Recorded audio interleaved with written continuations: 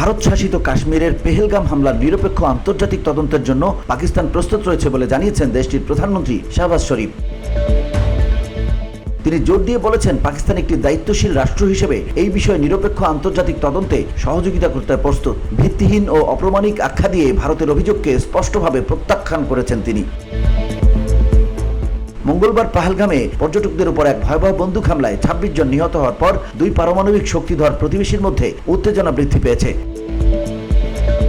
শনিবার Pakistan military academy কাকুলে ক্যাডেটদের পাসিং আউট অনুষ্ঠানে ভাষণ দিতে গিয়ে শাহবাজ শরীফ বলেন, পানি পাকিস্তানের জীবনরেখা এবং এই গুরুত্বপূর্ণ ইস্যুতে কোনো আপোষ করা হবে না। চলমান পরিস্থিতি নিয়ে শাহবাজ শরীফ বলেন, যদি ১৯৬০ সালে স্বাক্ষরিত সিন্ধু পানি বন্টন চুক্তি লঙ্ঘন করে আমাদের পানি বন্ধ করা হয়, তাহলে আমরা পূর্ণ শক্তি দিয়ে জবাব দেব। এটি আপোষের যোগ্য নয়।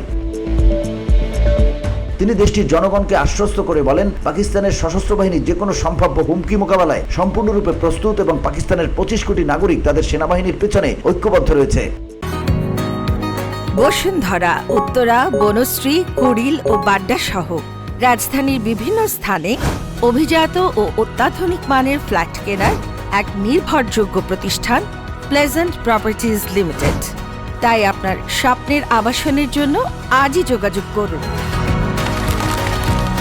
Pleasant Properties Limited, where destiny matches eventually.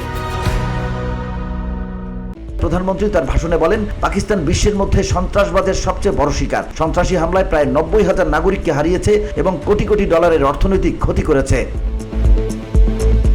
VOD Bangla news desk.